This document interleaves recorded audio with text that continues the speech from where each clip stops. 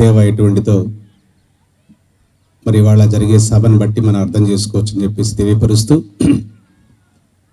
Doctor Dasarathi గారి పాట మీకు అందరికీ తెలిసిన పాటే. ఆ చల్లని సముద్ర గర్భం దాచిన బడబానలమెంతో, ఆ నల్లని ఆకాశంలో కానరాని భాస్కరులెందరో,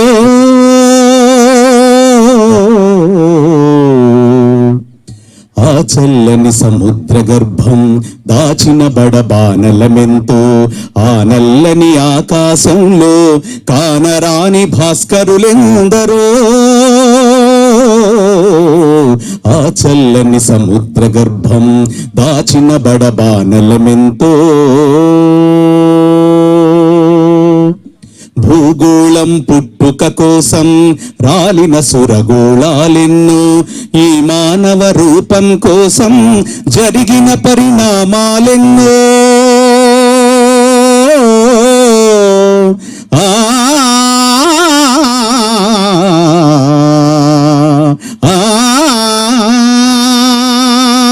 ఈ మానవ రూపం కోసం జరిగిన పరిణామాలెన్నో, ఒక రాజును గెలిపించుటలో ఒరిగిన నరకంఠాలెన్నో, ఒక రాజును గెలిపించుటలో ఒరిగిన నరకంఠాలెన్నో, కులమతాల సుడిగుండాలకు బలి అయిన పవిత్రులెందరో, కులమతాల సుడిగుండాలకు బలి అయిన పవిత్రులెందరో, ఆ చల్లని సముద్ర గర్భం దాచిన బడబానలమెంతో, ఆ నల్లని ఆకాశంలో కానరాని భాస్కరులెందరో,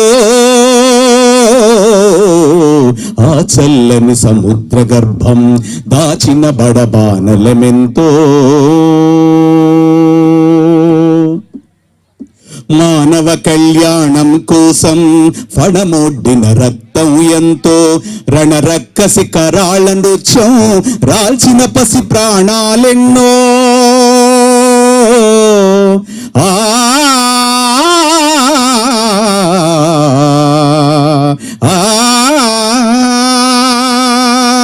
రణరక్కసి కరాళ నృత్యం రాల్చిన పసి ప్రాణాలెన్నో, కడుపు కోతతో అల్లాడిన కన్నులలో విషాదమెంతో, కడుపు కోతతో అల్లాడిన కన్నులలో విషాదమెంతో, ఉన్మాదుల ఆకృత్యాలకు దగ్ధమైన బ్రతుకులు ఎన్నో, ఉన్మాదుల ఆకృత్యాలకు దగ్ధమైన బ్రతుకులు ఎన్నో, ఆ చల్లని సముద్ర గర్భం దాచిన బడబానలమెంతో, ఆ నల్లని ఆకాశంలో కానరాని భాస్కరులెందరో,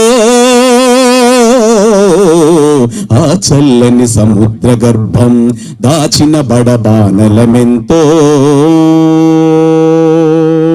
అన్నార్తులు అనాథలుండని ఆనవ యుగమదెంతో దూరము, కరువంటూ కాటకమంటూ కనిపించని కాలాలెప్పుడో, అన్నార్తులు అనాథలుండని ఆనవ యుగమదెంతో దూరము, కరువంటూ కాటకమంటూ కనిపించని కాలాలెప్పుడో,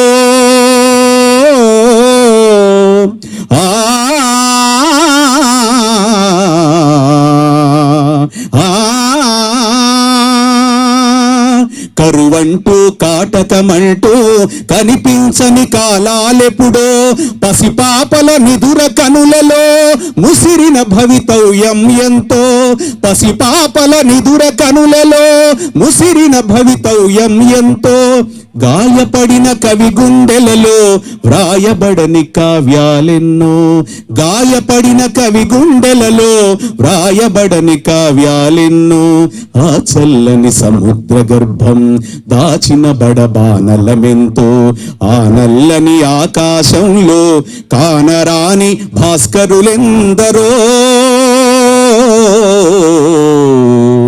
ఆ చల్లని సముద్ర గర్భం దాచిన బడబానలమెంతో.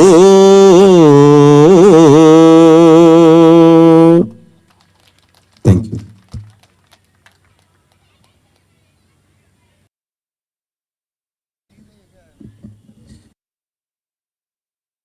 చంద్రనాయక్ ధన్యవాదాలు. ఇప్పుడు బుర్కతా పితామహులు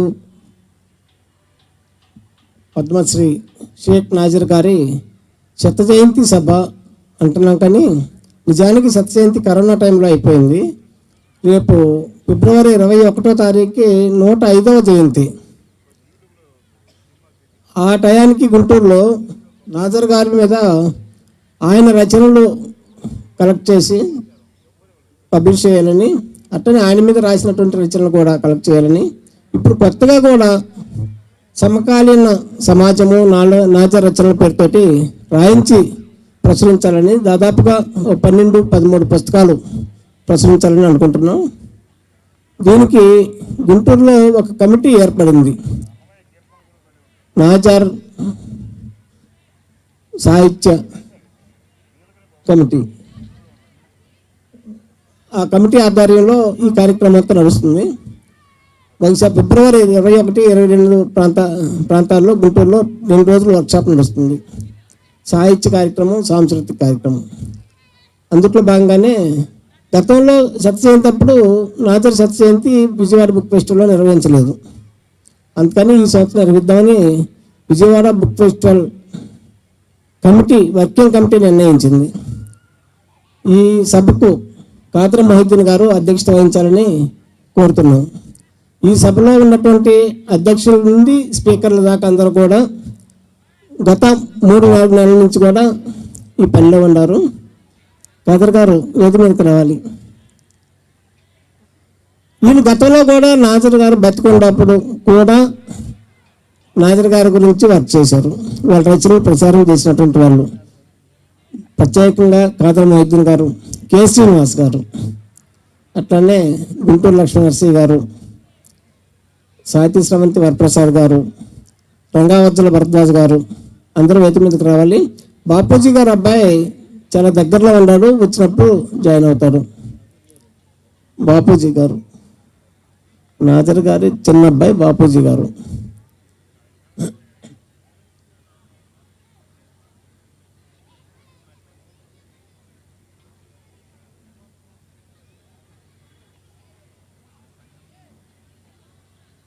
అంటే నాజర్ గారి ప్రోగ్రాంకి సంబంధించి వరప్రసాద్ గారు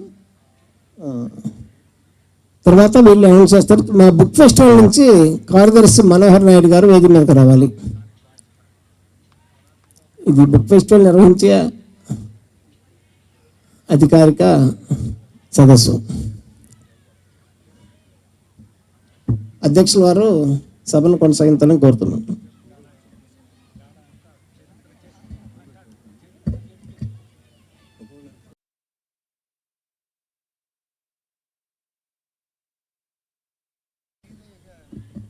హలో.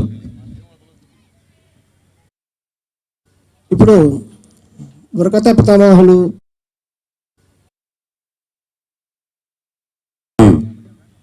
నమస్కారం. మిర్జా గాలిబ్ పేరు చాలామంది వినే ఉంటారు. ఉర్దూ కవి, చాలా పెద్దవాడు. దర్ద్ కా హద్ సే గుజర్నా హై దవా హో జానా అంటే బాధ అనేది దాని అవధుల్ని అధిగమించినప్పుడు ఆ బాధకి అదే ఔషధంగా మారిపోతుంది.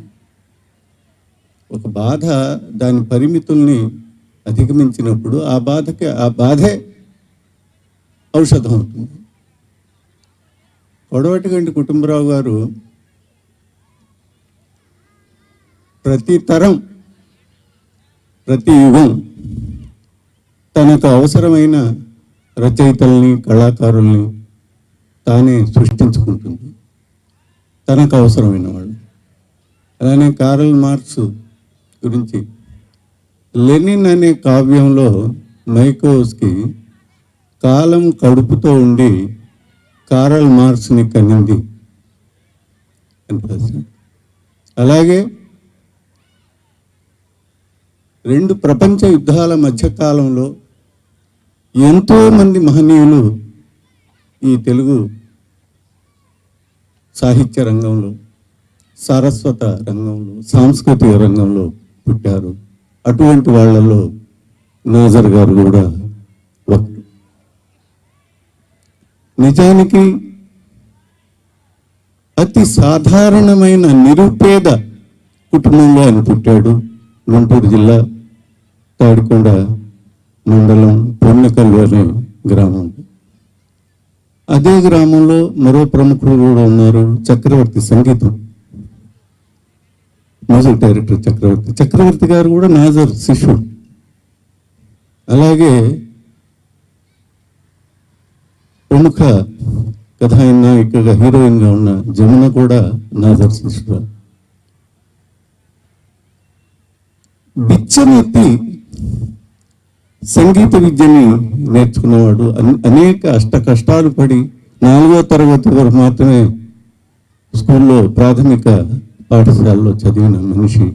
ఆ తర్వాత 42వ సంవత్సరం ఆనాడున్న మరీ ముఖ్యంగా గుంటూరు జిల్లాలో, ఈ 2 జిల్లాల్లో ఈ సాంస్కృతిక కార్యక్రమాలు అనుకోండి లేదా ప్రగతిశీల శిబిరాలు చాలా బలంగా ఉన్న ప్రాంతాలు ఇవి. అందులోనూ గుంటూరు జిల్లా ఈ 2 జిల్లాల్లో మరింత కీలకమైన ప్రదేశంగా ఉండేది. లక్ష్మీనారాయణ పంతులు గారు మాలపల్లి అనే నవలు రాశారని, ఆ నవల్లో కూడా బుర్ర కథలు ఇటువంటి అంశాలతో ఆయన ఇచ్చేశారు. అలాగే స్వాతంత్ర్యోద్యమం కోసం కృషి చేసి తీవ్ర నిర్బంధానికి గురి అయిన వాళ్ళల్లో గుంటూరు జిల్లా నుంచి ఆ రోజుల్లో చాలా ఎక్కువ మంది ఉండేవాళ్ళు. మరో విషయం ఏంటంటే 2వ ప్రపంచ యుద్ధ ఫలితంగా ఏర్పడిన తీవ్రమైన కరువు, మరీ ముఖ్యంగా బెంగాల్లో లక్షల సంఖ్యలో చనిపోయిన ఇది కనిపిస్తుంది. 43లో బెంగాల్ కరువు మీద నాజర్ బుర్రకథ రాశారు. నిజానికి ఈ బుర్రకథ అనేది మన ఆంధ్ర సాంస్కృతిక పునరుజ్జీవనానికి ఒక శక్తివంతమైన సాధనంగా ఉపయోగపడింది. అది శంకర సత్యనారాయణ గారు లాంటి వాళ్ళు దీని పునాది రాళ్ళు వేస్తే, కష్టజీవి అనే బుర్రకథ శంకర సత్యనారాయణ గారు రాసింది. ఆ కష్టజీవి అనే బుర్రకథ తొలి రోజుల్లో నాజర్ పాడేవారు. ఆ తర్వాత ఆయన స్వయంగా నాజర్ నాటక నటుడు. నా భూమి నాటకంలో కొన్ని వందల వేల ప్రదర్శనలు జరిగాయి.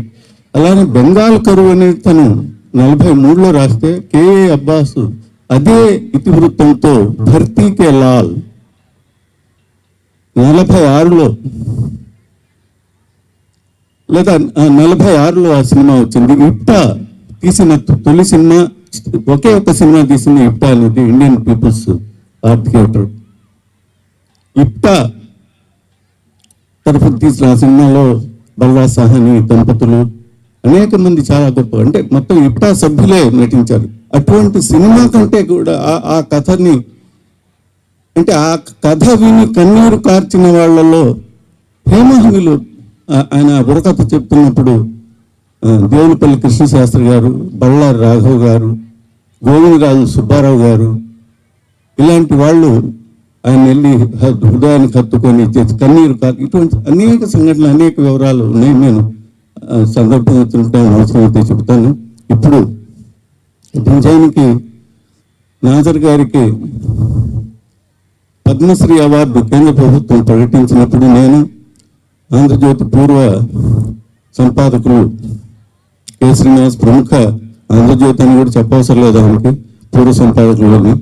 ఎందుకంటే ఆయన అంతగానే ఆయన చాలా తనదైన ఒక ఇబ్బంది ముద్ర వేశారు. ఆయన నేను ఉదయంలో పనిచేసేవాడు.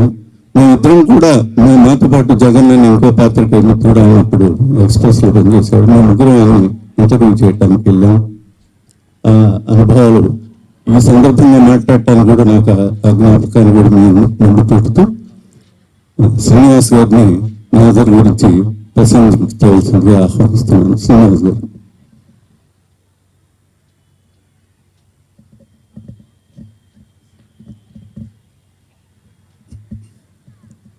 అందరికీ నమస్కారం. 1986లో అనుకుంటాను నేను అప్పుడు ట్రైనీ సబ్ ఎడిటర్గా ఉన్నాను. ఖాదర్ గారు సీనియర్గా ఉన్నారు. పాత్రికేయ రంగంలో ఖాదర్ గారు నాకంటే సీనియర్. ఆయన నాగర్ దగ్గరికి వెళ్తున్నారు అంటే చూడటానికి వెంటబడి కుతూహలుడైన చిన్న పిల్లవాళ్ళలాగా వెళ్ళాను. ఇంటర్వ్యూ మొత్తం ఆయనే చేశారు.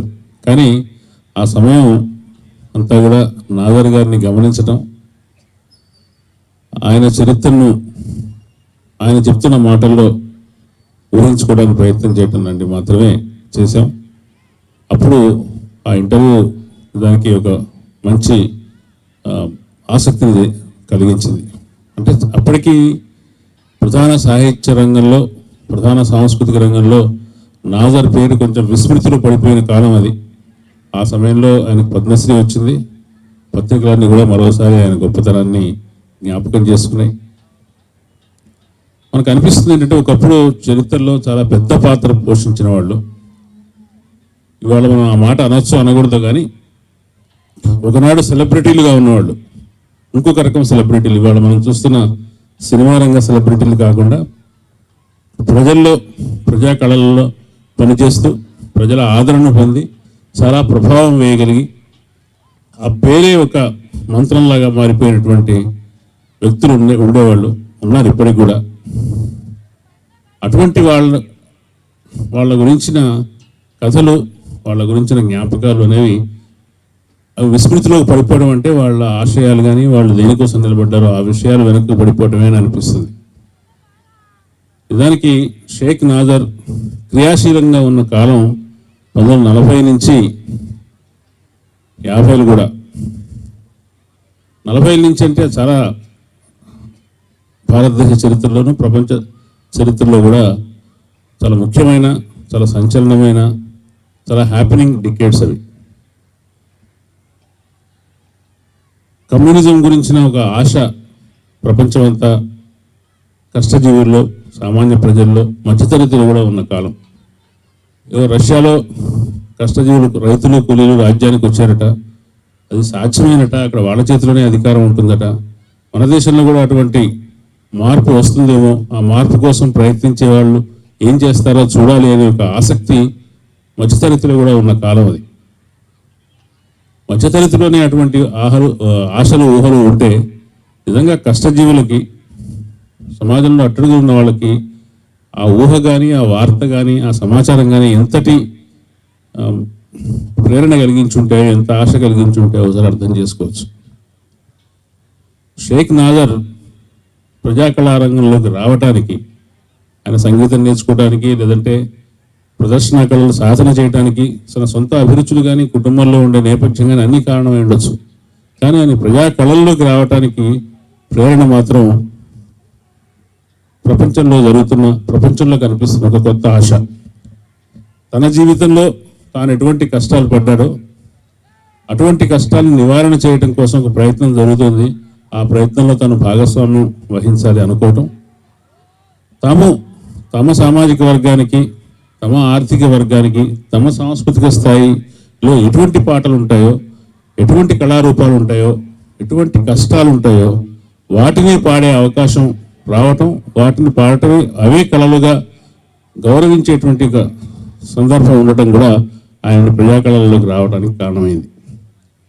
ఆయనకు ఉన్నటువంటి సామాజిక సాంస్కృతిక నేపథ్యం, తను పొందిన శిక్షణ, తనకు ఆ ఆశయాల పట్ల ఉన్న గట్టి నిబద్ధత, అవే ఆయన గొంతులో ఒక గొప్ప కళను ధ్వనింపజేశాయి. అందరూ చెప్పే విషయం ఏంటంటే ఆయన బుర్రకథ చెప్పిన, నాటకంలో భాగం వేషం వేసిన, యక్షగానం చేసిన, ఎటువంటి రూపాల్లో ఆయన తన ప్రదర్శన కళను ఉపయోగించిన, ఇతరులు రాసిన పద్యాలను, ఇతరులు రాసిన నాటకాలను అభినయించిన, తాను సొంతంగా రాసిన బుర్రకథలు చెప్పిన, ఏం చెప్పినప్పటికీ అందరూ గుర్తించే గుణం ఏంటంటే ఆయన కళ్ళకు కట్టినట్టుగా తన విషయాన్ని అభినయిస్తాడు. ఆయన చెబుతుంటే ఆయన ఆ గొంతులో ధ్వనించేటువంటి ఆర్తి కానీ, ఆగ్రహం కానీ, కారుణ్యం కానీ ఏదైనా సరే ప్రేక్షకులకి, సామాజికులకి చాలా సులువుగా బట్వాడ అవుతుంది. వాళ్ళు చలించిపోతారు, కదిలిపోతారు. ఆయన ఆవేశంతో స్టేజ్ మీద గెంతులు వేసినప్పుడు, ఆయన ఆవేశంతో పళ్ళు పటపటా కొరికినప్పుడు, ఆ పటపటా కొరికిన చప్పుడు కూడా ప్రేక్షకులకు వినిపించి వాళ్ళ ఏమంటాం దాన్ని రసాస్వాదన అంటామా, ఆ కళను ఆస్వాదించే లక్షణం అంటామా, ఆ సహానుభూతి అంటామా, ఆ సహానుభూతి ఇనువడి చాలా రెట్టింపు అవుతుందని చెప్పేవాడు. అందువల్ల ఇందాక కృష్ణశాస్త్రి గారి దగ్గర నుంచి గోవిందరాజు సుబ్బారావు దగ్గర నుంచి ఈవెన్ జాతీయ స్థాయి యుక్త నాయకుల దాకా నాజర్ కళను చూసి ఆశ్చర్యపోయారంటే అందుకు కారణం ఆయన అభినయంలో ఉండేటువంటి ఆ సహజమైన ఆవేశం. ఆ ఆవేశాన్ని ఆయన భావోద్వేగాలను బట్వాడా చేయగలడు. అది ఏ కళాకారుడికైనా మనం తర్వాత గద్దర్లో కూడా చూస్తాం, గద్దర్ ప్రదర్శనలో కూడా.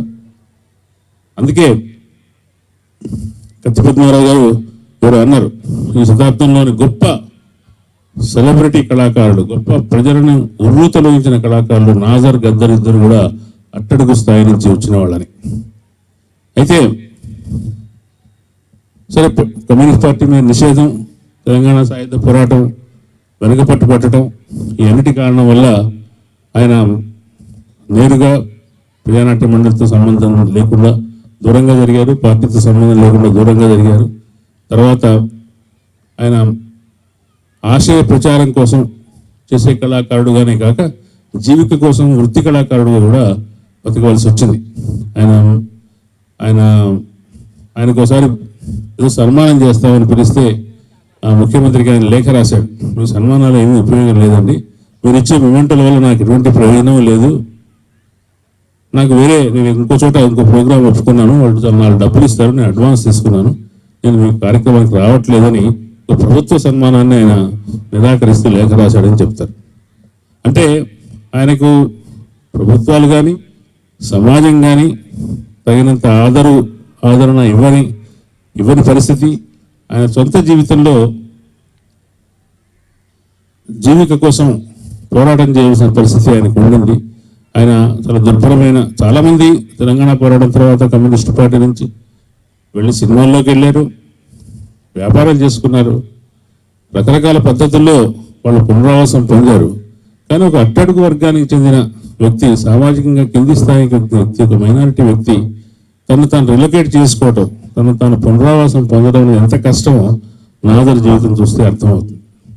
కాబట్టి నాదర్ జీవితాన్ని ఇంకోవైపు నుంచి చూడటం కూడా, దానికి 86లో ఖాదర్ చేసిన ఇంటర్వ్యూలో ఆయన ఇచ్చిన సమాధానాలు కూడా చూస్తే ఆయనలో ఉండే ఆ సామాజిక దృక్పథం కూడా మనకు అర్థమవుతుంది. అంటే కమ్యూనిస్ట్ పార్టీ ఆశ్రయం చేసిన పోరాటం, దాని నుంచి ఆయన ఐడియాలజికల్గా వెనక్కి తగ్గలేదు. కానీ భారతదేశంలో సమస్య కేవలం ఆర్థిక వర్గాలకు సంబంధించింది మాత్రమే కాదని, సామాజికమైన న్యాయం కోసం జరిగే పోరాటం కూడా చాలా ముఖ్యమని, అట్టడుగు వర్గాలకు చెందినటువంటి వర్గానికి చెందిన సామాజిక కులాలు ఏవైతే ఉన్నాయో వాటికి సంబంధించిన న్యాయం జరగడం అనేది చాలా ముఖ్యమైన విషయమని ఆయన సామాజిక కోణం నుంచి, నిజానికి అప్పటికి 86లో ఇంకా అప్పటి వాతావరణంలో సామాజిక న్యాయానికి సంబంధించిన నినాదం ఇంకా బలం పుంజుకోలేదు. అయినప్పటికీ ఆయన అవగాహన చూపించడం మీరు ఆ ఇంటర్వ్యూలో గమనించవచ్చు.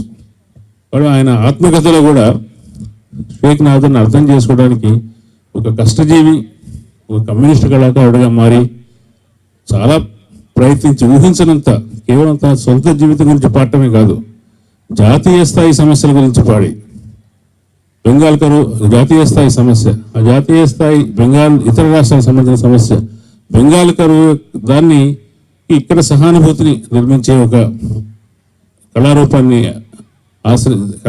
ప్రజెంట్ చేసి, హిట్లర్ మీద ఒక అంతర్జాతీయ స్థాయి సమస్య, హిట్లర్ గురించిన ఒక నాటకం ప్రదర్శించి, ఇట్లా పొరుగున ఉన్న తెలంగాణ గురించి చేసింది, మా భూమి దగ్గర నుంచి చెప్పనక్కర్లేదు. ఇవన్నీ చేసిన అంటే ఒక స్థానికంగా ఉండి, ఒక మారుమూల గ్రామంలో పుట్టి, ఒక అట్టడుగు వర్గానికి చెందిన కళాకారుడు అంతర్జాతీయ స్థాయి ఇతివృత్తాన్ని కూడా తీసుకొని కళల్ని ప్రజెంట్ చేయడం అనేది చాలా అరుదైన విషయం.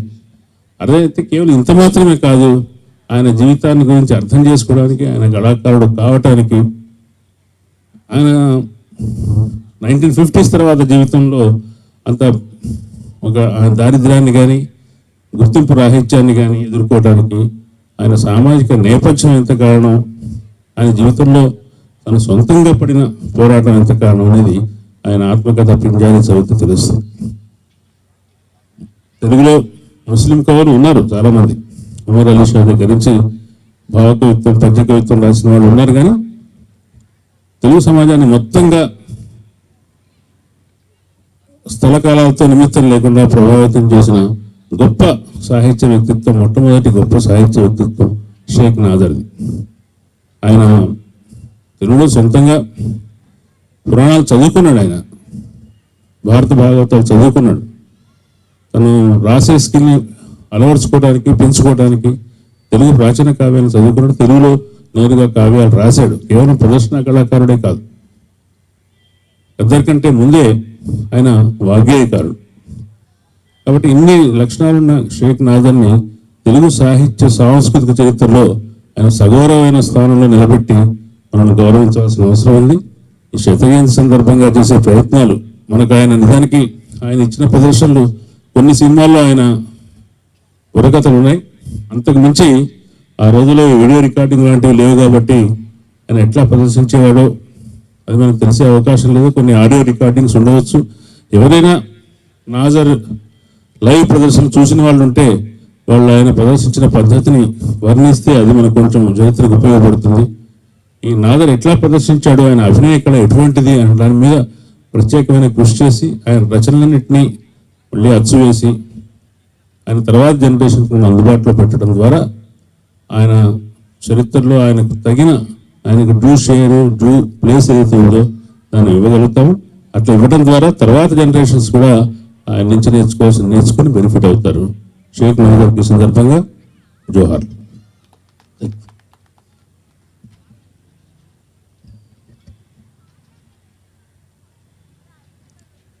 ధన్యవాదాలు శ్రీనివాస్ గారు. తెలుగు సాహిత్యంలో మరీ ముఖ్యంగా దళిత బహుజన సాహిత్యాన్ని అంచనా వేసి దళిత బహుజన సాహిత్యం ఇవాళ ఉన్న ఈ స్థితికి రావటానికి ఎంతో కృషి చేసిన ప్రఖ్యాత విమర్శకుడు లక్ష్మీ నరసయ్య గారిని మాట్లాడాల్సిందిగా కోరుతున్నాను. లక్ష్మీ నరసయ్య గారు.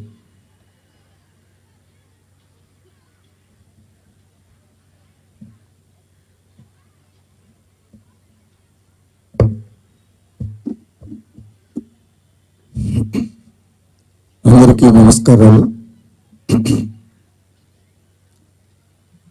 ఈ పోడియం మీద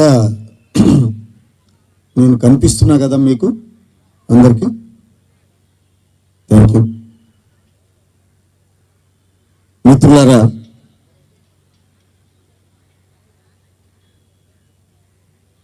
బుర్రకథ పితామహుడు, అంతకు మించి తెలుగులో సామాజిక అవగాహన స్పృహ ఉన్న తొలి వాగ్గేయకారుడు,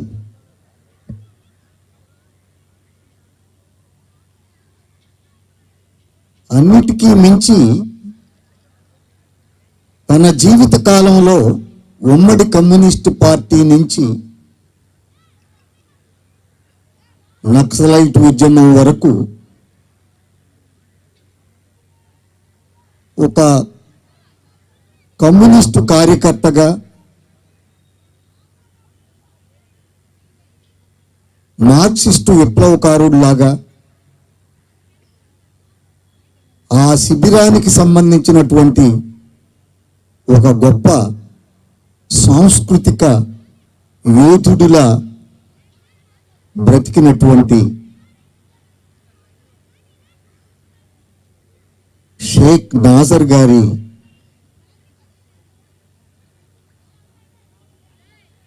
గురించినటువంటి ఈ కార్యక్రమంలో ముందు అధ్యక్షోపన్యాసంలో ఖాదర్ గారు, ఆ తరువాత కె శ్రీనివాసు ఇద్దరు కూడా చాలా సాధికారికమైనటువంటి వివరాలతో కూడినటువంటి ఉపన్యాసాలు ఇచ్చారు.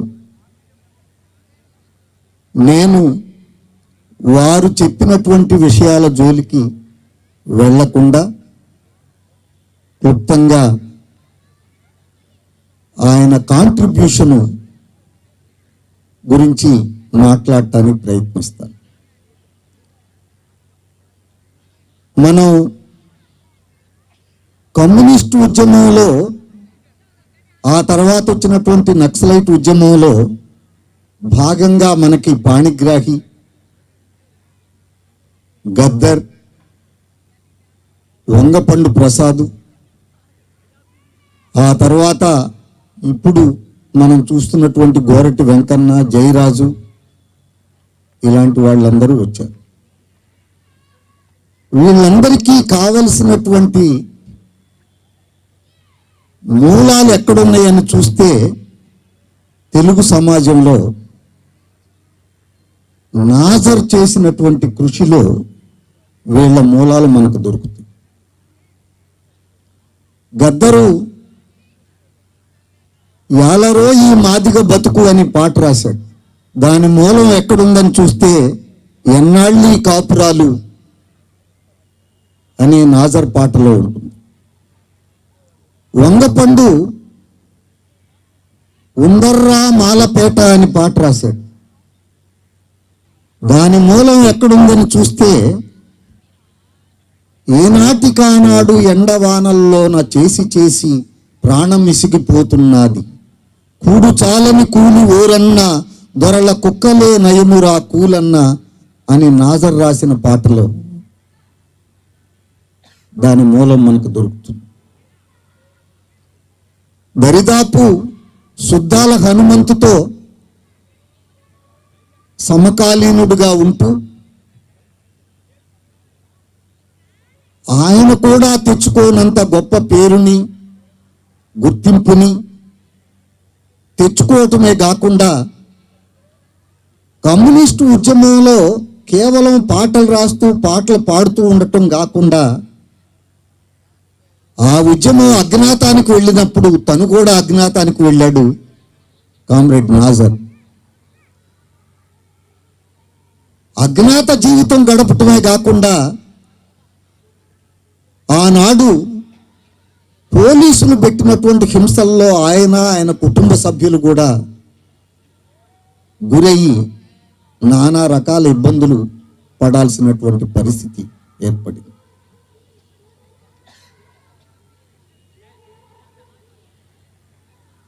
ఎన్నాళ్ళీ కాపురాలు ఏ చెరోగిరో పడి చేద్దామన్నా, ఎట్టాగి కాపురాలు కపురమంతా కరువుల సంత, జీవితమంతా తుకుల బంత, గాలి కొంపలు కాళీ కుండలు, సాలి సాలని కూలి గింజలు, ఎన్నాళ్ళీ కాపురాలు ఏ చెరోగిరో పడి చేద్దామన్నా, ఎట్టాగి కాపురాలు చేలన్నీ మా చెమటతో తడిసి నేల బురదల నాటులు నాటి, కళ్ళ ప్రాణముతో ఇల్లు చేరితే పిల్లలు తింటే తల్లులు పస్తు, ఎన్నాళ్ళీ కాపురాలు ఏ చెరోగిరో మని చేద్దామన్నా, ఎట్టాగి కాపురాలు. ఇలాంటి పాటలు ఏ చెరోగిరోమని, చెర అంటే ఒక జైలు, ఒక శిక్ష. ఏ చెరోగిరోమని ఎట్లా ఈడ్చుకుపోదామని ఉన్నా ఈ కాపురాలు ఎందుకు ఇంత డిఫికల్ట్గా మారినాయి అని అప్పుడు ఆయన రాసిన ఆ పాట ఒక పెద్ద కల్ట్ సాంగ్. అంటే కల్ట్ సాంగ్ అంటే ఇక ఆ తోవలో ఎన్నో పాటలు వచ్చినాయి. ఆ తర్వాత మహాకవి గుర్రం జాషువా కవిత్వం రాసినాక ఆయన పందాలో ప్రతి మాలపల్లిలోనూ మాదిగపల్లిలోనూ ఎంతోమంది పద్యాలు రాశారు. అదేవిధంగా నాజరు ఇలాంటి పాటలు రాస్తూ ఉంటే ఈ కోణం నుంచి ఈ దారిలో ఎంతోమంది ఎన్నో పాటలు రాశారు. అంటే ఇలాంటి పాటలన్నిటికీ ఆ తర్వాత వచ్చిన వంగపండు పాటలకు కానీ, గద్దర్ పాటలకు కానీ, పాణిగ్రాహి పాటలకు కానీ, ఈ పాటలన్నిటికీ కూడా ఒక క్లాసిక్గా, ఒక మోడల్గా ఉండదగిన పాటల్ని నాజర్ రాశాడు. అది ఆయన గొప్పతనం. ఈ పాట ఇచ్చిన ఊపుతో ఇదే శైలిలో యాలరో ఈ మాదిగ బతుకులు అరే మొత్తుకున్న తీరవురా కష్టము యాలరో ఈ మాదిగ బతుకులు అని గద్దర్ రాశాడు. మరొక పాటలో నాజరు ఈనాటికానాడు ఎండవానల్లోన చేసి చేసి ప్రాణమిసిగిపోతుంది కూడు చాలని కూలి ఓరల్ల దొరల కుక్కలే నయమురా కూలన్నా ఈనాటికానాడు అద్దరే తిరికాడ నిద్దరే లేస్తాము బిడ్డలారా మీకు దేవుడే దిక్కని అలుపు సొలుపు లేని కష్టంలో యాష్టకొచ్చే ఎతల బతుకుల్లో ఏనాటికానాడు ఏనాటికానాడు ఎండవానల్లోన చేసి చేసి ప్రాణమిసిగిపోతుంది కూడు చాలని కూలి ఓరల్ల దొరల కుక్కలే నయమురా కూలల్లా ఏనాటికానాడు ఆదరా బాదరా పని అంతా అయ్యాక ఆవురావురుమని అన్నానికే ఎలితే కూడుంటే కూరుండదోరల్ల అసలు సల్లమాటే ఎరగమోరన్నా ఏనాటికానాడు ఏ పూట కా పూట ఏపుకొని తింటారు కూలడిగితే ముప్పు కూడడిగితే తప్పు ఎనక సనుగుడు మోపు ఓరల్ల అరే ఎందిరా ఈ బతుకు కూలల్లా ఏనాటికానాడు. ఇది మోడల్ మొత్తం అభ్యుదయ పాటకి, ఆ తర్వాత వచ్చినటువంటి విప్లవ పాటలకి ఒక క్లాసిక్ మోడల్ లాంటి ఇది ఆ ఫ్రేమ్ అంతా కూడా ఇందులో ఉంటుంది. అంటే కష్టజీవుల పీడితుల స్థితిగతుల్ని కళ్ళకు కట్టినట్టుగా దృశ్యమానం చేయడం, ఆ క్రమంలో కష్టజీవులు నిరంతరం మాట్లాడే మాటల్ని, పలుకుల్ని, నుడిని, యాసని వాడి రక్తి కట్టించడం, అందులో భాగంగానే చివరిలో ఆ కోపాన్ని ఒక సొల్యూషన్ని అరే ఎందిరా ఈ బతుకు అని ఆ రంకె వేసి ఆపడం. ఇట్లా ఏ పాటలో ఏ మేరకు సొల్యూషన్ చెప్పాలో ఆ మేరకు చెప్తుంది తప్ప సొల్యూషన్ని అది చెయ్యాలి ఇది చెయ్యాలని చొప్పించి ఆర్టిఫిషియల్గా చేసిన వ్యక్తి కాదు నాజరు. ఎందుకంటే చాలా గొప్ప ఆర్టిస్ట్ ఆయన, చాలా సహజమైనటువంటి ఆర్టిస్ట్. ఆ దీన్ని తీసుకొని ఈ ఈ ఈ ఈ పాటలో ఉన్న ఆ దృశ్యమానత, ఈ పాటలో ఉన్నటువంటి ఆ తిరుగుబాటు, అది ఆ తర్వాత ఒక పాణిగ్రాహికి, ఒక గద్దరికి, ఒక వంగపండుకి మార్గదర్శకమైంది. అందుకే వంగపండు ఈయన అద్దరేతిరి కాడ నిద్దరే లేస్తాము బిడ్డలారా నీకు దేవుడే దిక్కని అని ఈయన రాస్తే, వంగపండు ఉందర్రా మాలపేటలో ఇదే రకమైన ఇది చేశాడు. పాలు తాగే బిడ్డల్ని ఇంట్లో వదిలి వెళ్ళిపోతే ఇంటికి తిరిగి వచ్చేపాటికి పాలు నీళ్లు లేకుండా బిడ్డలు చచ్చిపోవడం చూస్తున్నాము, ఉందర్రా మాలపేట అని ఆయన రాశాడు.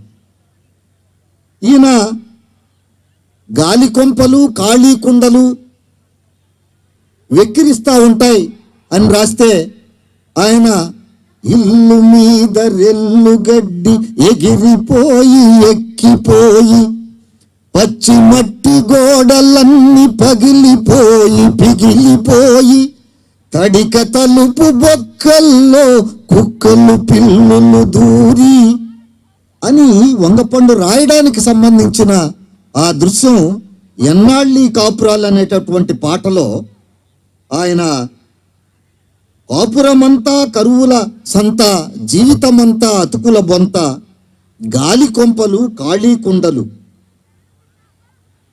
సాలి సాలని కూలి గింజలు. ఆ దృశ్యం ఇటు ఈ మట్టి గోడలు, తిరగబడిన గిన్నెలు కుండలు అని మన వంగపండు రాసింది.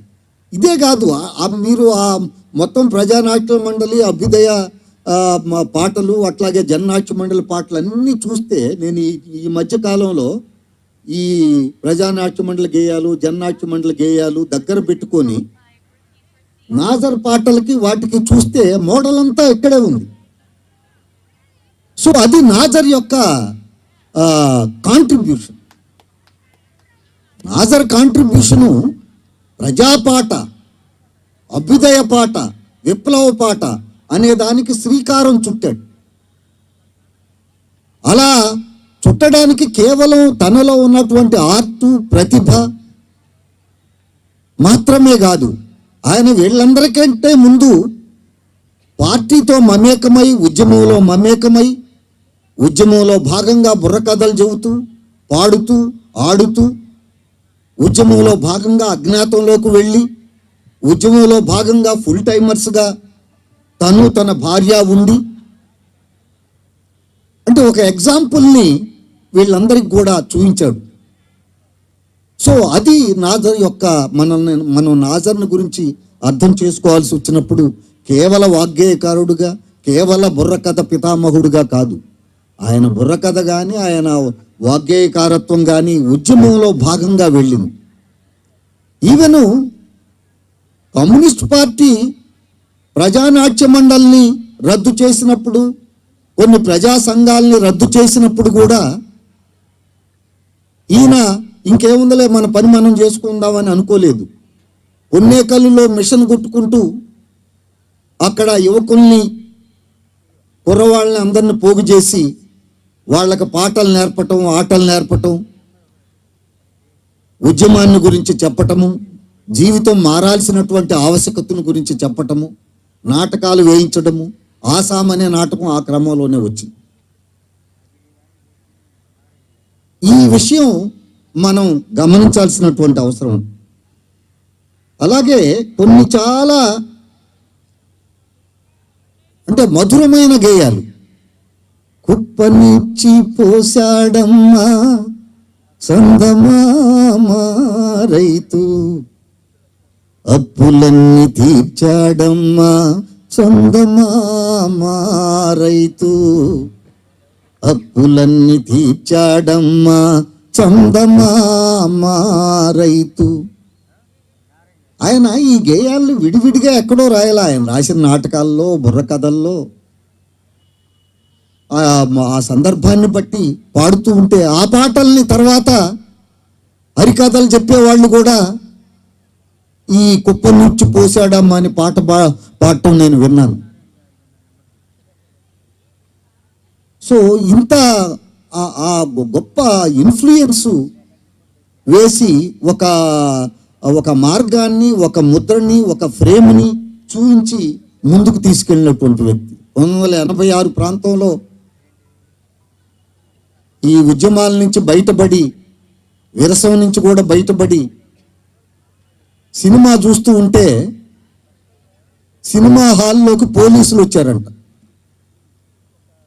ఆ పోలీసులను చూసి ఈయన బెదిరిపోయి, నేను ఏ ఉద్యమంలో లేను కదా, ఇప్పుడు ఎందుకు వచ్చారు అని అంటే, మిమ్మల్ని కలెక్టర్ గారు పిలుస్తున్నారని కలెక్టర్ గారి దగ్గరికి తీసుకెళ్ళారు. అప్పుడు కలెక్టర్ గారు చెప్పారు, మీకు భారత ప్రభుత్వం పద్మశ్రీ అనేటటువంటి అవార్డునిచ్చి గౌరవిస్తుందండి మీకు, అందుకని మిమ్మల్ని పిలిచాము. నిజానికి ఆయన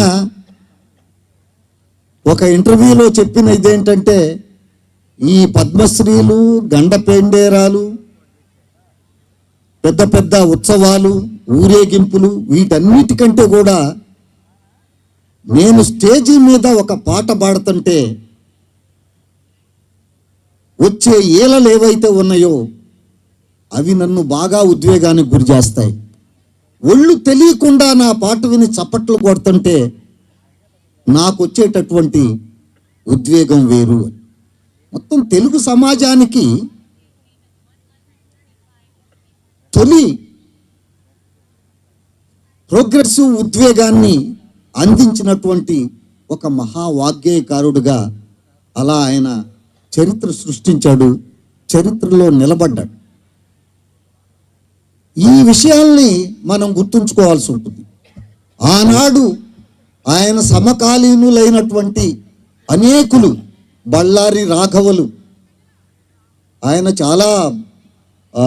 చాలా హుందాగా, గంభీరంగా, ఎవరిని పడితే వాళ్ళ దగ్గరకు రాని ఈయన బెంగాల్ కరువు అనే బుర్రకథ చెబితే చెన్నైలో అక్కడ ఎవరో ఒక సినీ నిర్మాత ఈయన్ని తీసుకొని వెళ్ళి అక్కడ చెప్పిస్తే అది విని బళ్ళారి రాఘవ్ వచ్చి కౌగులించుకున్నాడు. అప్పుడు చాలా చిన్న కుర్రాడు నాజర్. మాలపల్లి తీసినటువంటి పరిం రామబ్రహ్మం గారు అప్పుడు వచ్చి, నేను పల్నాటి యుద్ధం సినిమా తీస్తున్నాను, దాంట్లో నువ్వు పాటలు రాయగలవేమో చూడు అని. జమున నటనలో నాకు తొలి గురువు నాజర్ గారు అని ప్రకటించింది. ఇక చక్రవర్తి వాళ్ళ అమ్మ, నాన్న, వాళ్ళ అక్కయ్య అందరూ కూడా ఈయన దగ్గర సంగీతం నేర్చుకున్నారండి.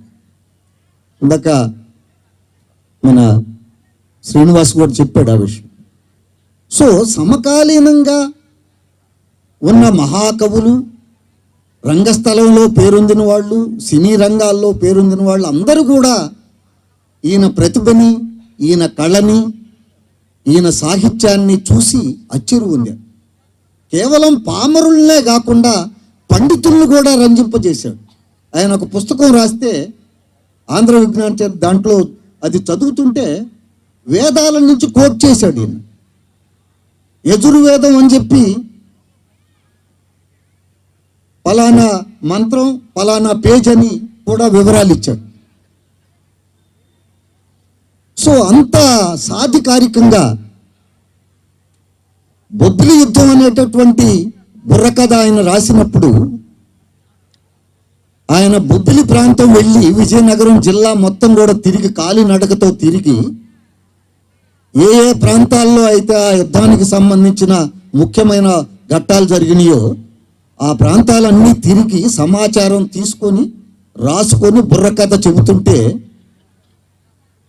కథ మొదలు పెట్టినాక ఆపు అని అందరూ అంటుంటే, ఏమిటంటే నీకేం తెలుసని నువ్వు ఇక్కడికి వచ్చి నువ్వు బొబ్బిలి యుద్ధం రాశావు, నువ్వు ఇక్కడ ప్రదర్శిస్తున్నావు అని అడిగితే, మీరు ప్రదర్శన చూడండి, ఆ తర్వాత మీరు ఏ శిక్ష విధిస్తే ఆ శిక్ష అని అంటే, ఆయన ప్రదర్శించిన తరువాత ఎవరైతే ముందు అడ్డుకున్నారో వాళ్ళందరూ వచ్చి ఆయన్ని కౌగులించుకొని ఆయన భుజానికి ఎత్తుకొని మొత్తం స్టేజీ అంతా తిప్పారు. ఆ సాధికారికత అంటే చరిత్రలో వాళ్ళకి తెలిసిన వాళ్ళ బొబ్బిలి యుద్ధం చరిత్ర వాళ్ళు మెచ్చుకునేటట్టుగా ఈయన రాయగలిగాడు. సో అలా ఏది రాసినా, ఏది ఆడినా, ఏది పాడినా ఆయన బుర్రకథలో రగడలన్నీ కూడా ప్రతి రగడికి రాగం, ఇది శ్రీరాగంలో పాడాలి, ఇది శివరంజన్లో పాడాలి. ఆంధ్రదేశమా నీకిదే నా వందనమన్నాడా,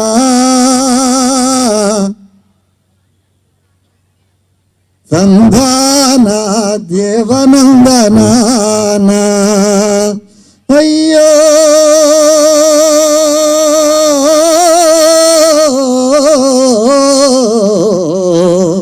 దేవనందన అనే వాక్యాల దగ్గర శివరంజన్ రాఘవ అని పెట్టుకుంటాడు ఆయన.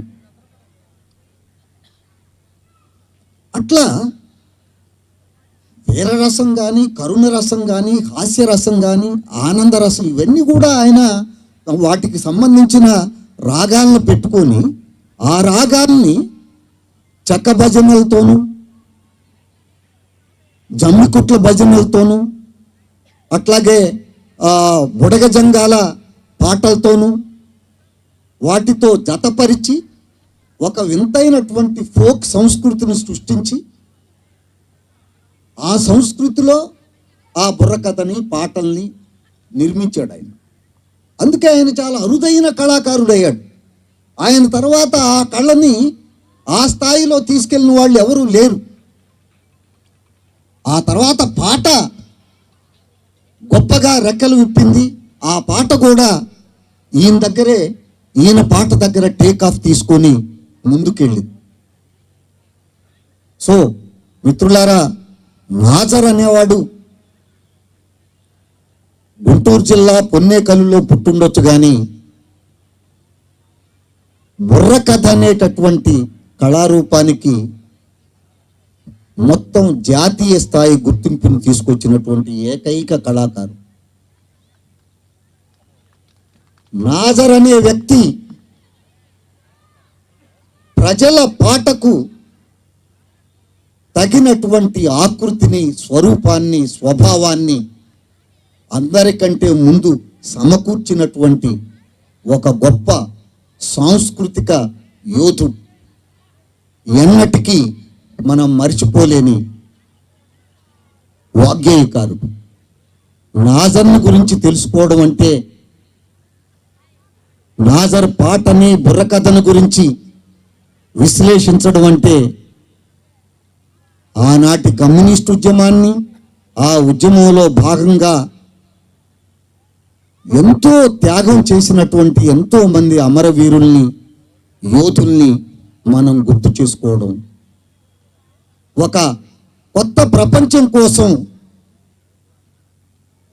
మొత్తం సమాజం ఉవ్విళ్ళూరుతున్నటువంటి చరిత్ర ఏదైతే ఉందో ఆ చరిత్ర తెలుసుకోవాలంటే మనకి నాజర్ పాట, నాజర్ ఆట, నాజర్ యొక్క వాగ్గేయకారత్వం సరైనటువంటి దారి చూపిస్తుంది.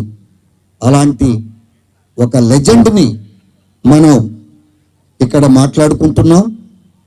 ఆ లెజెండ్ గురించి ఫిబ్రవరిలో పెద్ద ఎత్తున కార్యక్రమాలు జరగబోతున్నాయి. ఇలాంటి ఈ సభలో మాట్లాడటానికి నాకు అవకాశం ఇచ్చి ఒక 2 నిమిషాలు ఎక్కువ తీసుకున్నా కూడా నన్ను భరించినటువంటి అందరికీ, ముఖ్యంగా నిర్వాహకులకి, మా అన్న అధ్యక్షుడు కాదర్ మొయిద్దీన్ గారికి మరోసారి వందనాలు చెబుతూ ముగిస్తాను. ధన్యవాదాలు. ధన్యవాదాలు లక్ష్మీనరసింహ గారు. ఇప్పుడు నేను నాజర్ గారి చిన్న కుమారుడు బాబూజీ గారు వచ్చారు, వారిని వేదిక మీద రావాల్సిందిగా కోరుతున్నాను. అలాగే నాజర్ గారి ఒక చిన్న విషయం చెప్పాలి. నాజర్ గారి ఉత్సవ కమిటీ, శతజయంతి ఉత్సవ కమిటీకి అధ్యక్షుడిగా ఉండమని అడగటానికి నేను, లక్ష్మయ్య, తమ్మారెడ్డి భరద్వాజ్ గారి దగ్గరికి వెళ్ళాము. తమ్మారెడ్డి భరద్వాజ్ గారు అన్నారు, నేనేంటండి ఇంకో భరద్వాజ్ అయ్యాడు, నా ఇంపార్టెన్స్ మొత్తం పోయి అతను బాగా పాపులర్ అయిపోయాడు ఈ మధ్య అని చెప్పారు. ఆ భరద్వాజ్ గారిని మాట్లాడవలసిందిగా కోరుతున్నాను.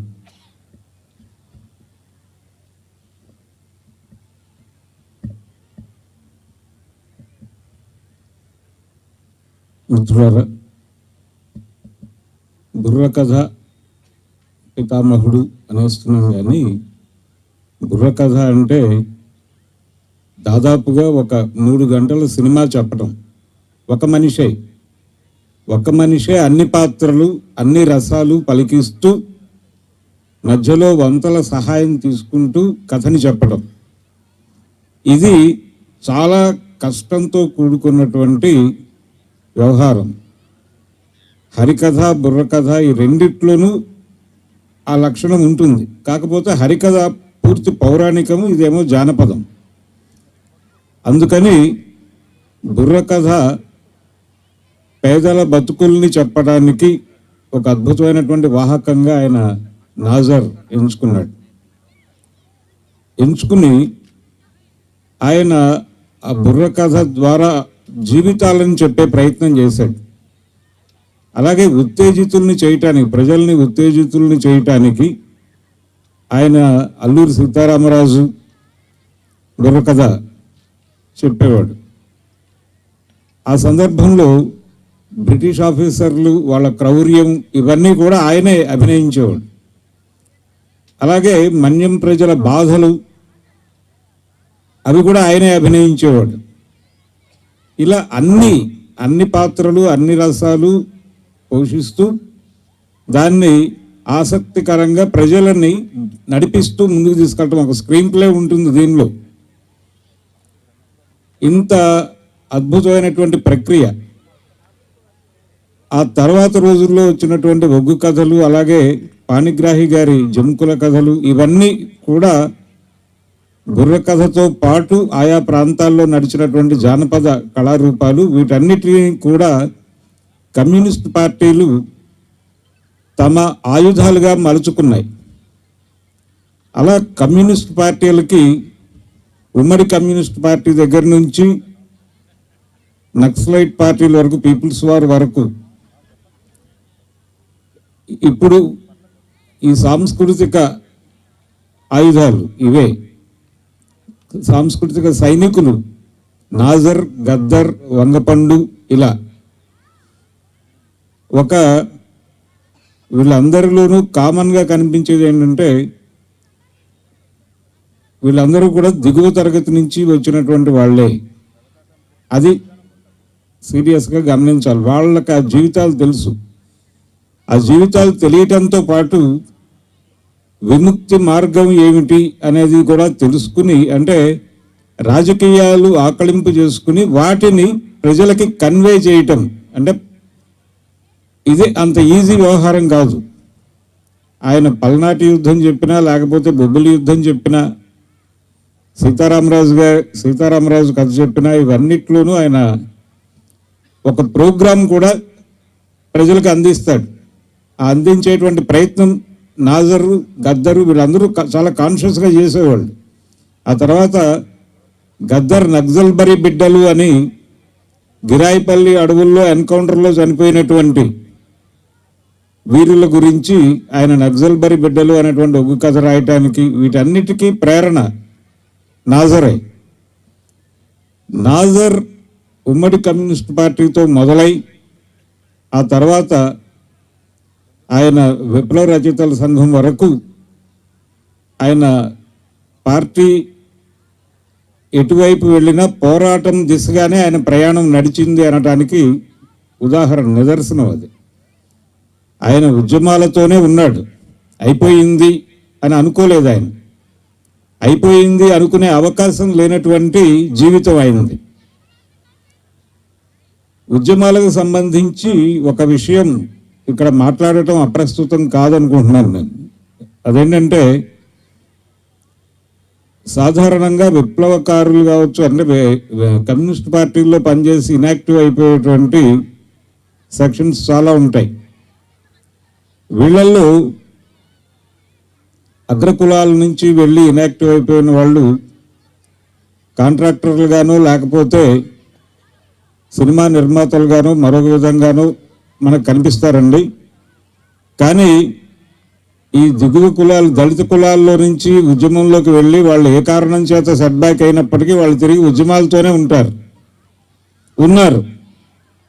అందుకు నాజర్ జీవితం ఒక ఉదాహరణ మాత్రమే కాదు, చాలామంది జీవితాలు, కలేకూరి ప్రసాద్ లాంటి వాళ్ళ జీవితాల్లో కూడా ఇలాంటి సందర్భాలు కనిపిస్తాయి.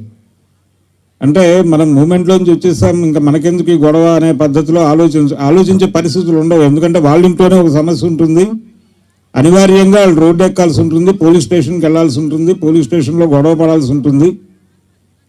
అది ఏదో పద్ధతిలో నడుస్తుంది. అంటే ఏ విమర్శతో అయితే వాళ్ళు ఉద్యమాల్లో నుంచి బయటకు వచ్చారో తిరిగి అదే విమర్శతో వీళ్ళు తిరిగి ఆల్టర్నేటివ్ ప్రోగ్రాంతో రోడ్డు ఎక్కాల్సినటువంటి పరిస్థితి అనివార్యంగా వాళ్ళ జీవితాల నుంచి ఉంటుంది. అందుకని నాజర్ కమ్యూనిస్ట్ పార్టీ, ఉమ్మడి కమ్యూనిస్ట్ పార్టీతో మొదలై విప్లవ రచయితల సంఘం వరకు అలా కొనసాగటానికి అది కూడా కారణం. ఈ క్రమంలోనే ఆయన సినిమాల్లో కూడా ఆయన అంటే అగ్గిరాముడి సినిమాలో అల్లూరి సీతారామరాజు కథ చెప్పారు ఆయన. ఎన్టీ రామారావు గారి సినిమా అది. దానిలో అల్లూరి సీతారామరాజు కథ వింటూ ఆయన చాలా ఉత్తేజితుడవుతాడు. అది పక్షిరాజా వారి సినిమా. అందులో ఆ బుర్ర కథ విన్న తర్వాత అల్లూరి సీతారామరాజు సినిమా తీయాలి అనేటువంటి ఆలోచన మొదలైంది ఆయనకి, ఎన్టీఆర్కి మొదలైంది. తర్వాత ఆయన అది ప్రకటించాడు, ఆగిపోయింది ఆ సినిమా, చేయలేదు రకరకాల కారణాల చేత. అంటే సెకండ్ హాఫ్ ఎలా అనే దగ్గర ఒక డౌట్ వచ్చి ఆగిపోయాడు ఆయన. దాన్ని తర్వాత రోజుల్లో కృష్ణ గారు తీశారు. అలాగే ఉప్పల్పాటి విశ్వేశ్వరరావు గారు తీసినటువంటి సినిమాల్లో ఆయన ప్రతి సినిమాలోనూ నాజర్ గారి బుర్రకథ వినియోగించుకునేవాడు. పెత్తందారులు సినిమాలో ఆయన బుర్రకథ ఉంటుంది. అలాగే దాదాపుగా ఆయన తీసినటువంటి 2-3 సినిమాల్లో నాజర్ గారితో బుర్రకథలు చెప్పించాడు ఆయన. అలాగే కథలో ఒక అద్భుతమైనటువంటి ఘట్టాన్ని వివరించాలంటే అది ఉద్యమపరమైనటువంటి చిత్రం అయి ఉంటే దానిలో బుర్రకథని ఉపయోగించటం ద్వారా ఆ రసానుభూతిని కలిగించవచ్చు అనే విషయం చాలామంది దర్శకులు తమ సినిమాల్లో వినియోగించారు. దాసనారాయణరావు గారు సర్దార్ పాపారాయుడు సినిమాలోనే కాదు, అంతకు ముందు వచ్చినటువంటి మనుషులంతా ఒక్కటే సినిమాలో కూడా బెనర్జీతో బుర్రకథ చెప్పించాడు. బెనర్జీ కూడా నాజర్ గారి శిష్యుడే. ఆయన బుర్రకథ వాడటానికి కారణం ఆ 2 సినిమాల్లోనూ ఆ సందర్భాలని, పర్టికులర్గా ఆ సందర్భాలను చెప్పడానికి బుర్రకథని మించినటువంటి ఆయుధం లేదు అనే ఉద్దేశంతోనే బుర్రకథని వాడాడు ఆయన. అంత ఎఫెక్టివ్, అంటే ప్రజలని అంతగా ఉత్తేజితుల్ని చేసేటువంటి, భావోద్వేగానికి గురి చేసేటువంటి ఒక కళారూపం బుర్రకథ. ఇది ఆయనకి సినిమాలతో, అంటే నాజర్ గారు సినిమాల్లో కనిపించడానికి కారణం.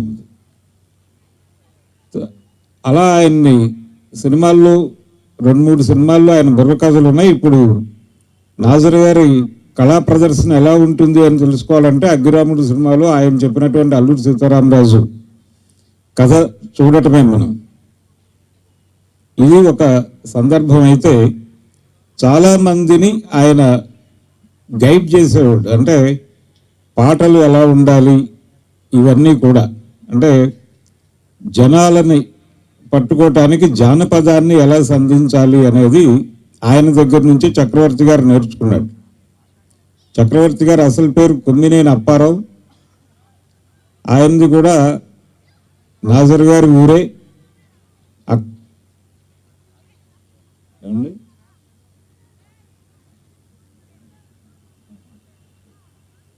అలా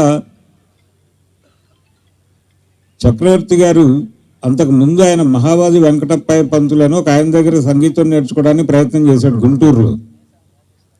అది నడవలేదు ఆయనకి. అక్కడి నుంచి నాజర్ గారి దగ్గరకు వచ్చాడు. నాజర్ గారి దగ్గర నేర్చుకున్న తర్వాతే ఆయన సక్సెస్ఫుల్ సినిమా మ్యూజిక్ డైరెక్టర్గా మారాడు. దానికి కారణం ఏంటంటే జానపదానికి ఉన్నటువంటి శక్తి ఆయనకు అక్కడ తెలిసింది. ఆయన సినిమా సంగీత దర్శకుడిగా విజయవంతంగా కథ నడిపించడానికి కారణం జానపదమే. జానపదాన్ని నమ్ముకునే చక్రవర్తి సినిమా సంగీత చక్రవర్తిగా ఎదిగాడు. చాలా సందర్భాల్లో కనిపిస్తుంది మనకి. ఇళయరాజాలో కూడా అదే కనిపిస్తుంది. ఇళయరాజా కూడా జానపదాన్ని పట్టుకునే చెలరేగి ఆయన అంతటి సంగీత దర్శకుడు కాగలిగాడు. వీళ్ళు శాస్త్రీయ సంగీతాన్ని కూడా పట్టించుకుంటూనే జానపద శైలిలో ముందుకు వెళ్ళటం అనేది కనిపిస్తుంది. అందుకనే మనకు కొండమీన సందమామ లాంటి పాటలు, జనాల్ని ఊపేసినటువంటి పాటలన్నీ చక్రవర్తి నుంచి రావడానికి బేస్ నాజర్ గారి దగ్గర ఉంది. అది ఆయన స్వయంగా చాలా ఇంటర్వ్యూల్లో చెప్పుకున్నాడు. ఇంత విస్తృతమైనటువంటి చరిత్ర నాజర్, ఆయన గురించి తెలుసుకోవడానికి కొన్ని పుస్తకాలు ఉన్నాయి. కానీ ఆయన సమగ్ర రచనలు గనక తీసుకురాగలిగితే ఈ 100వ జయంతి సంవత్సరం సందర్భంగా ఆయనకి నివాళులు ఇచ్చినట్లు అవుతుందని భావిస్తూ నాకు ఈ అవకాశం ఇచ్చినందుకు నిర్వాహకులకు ధన్యవాదాలు చెప్తూ ముగిస్తున్నాను. ధన్యవాదాలు సార్ నరదేవ్ గారు. ఇప్పుడు నేను నాజర్ గారి చిన్న కుమారుడు బాబూజీ గారు కూడా ఈ బుర్రకథ రంగంలోనే ఆయన ఉన్నారు. అది కూడా కాకుండా తెలుగు విశ్వవిద్యాలయం తరఫున ఈ బుర్రకథ విషయంలో ఒక అధ్యాపకుడుగా కూడా ఆయన పనిచేస్తున్నారు. బాబూజీ గారిని మాట్లాడవలసిందిగా పిలుస్తున్నాను.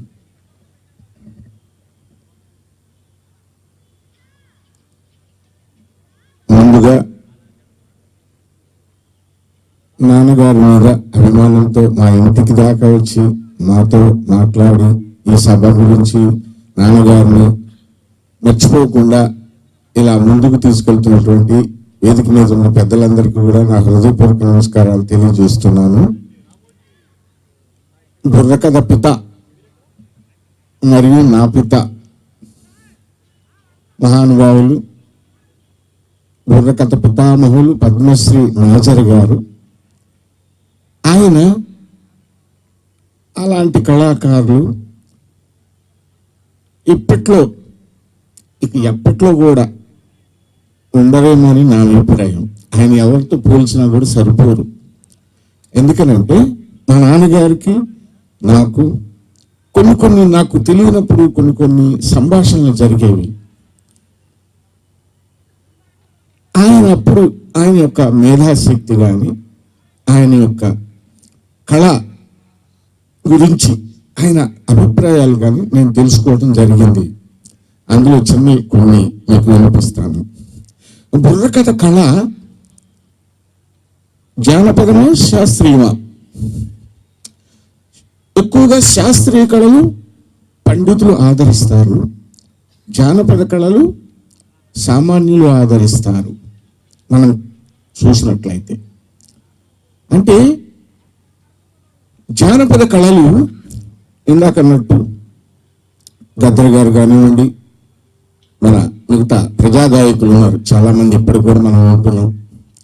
వారు కూడా ప్రజల సమస్యల మీద ఒక పార్టీతోటి ఇప్పటికీ ప్రజల మధ్యనే ఉంటూ గానం చేస్తున్నారు.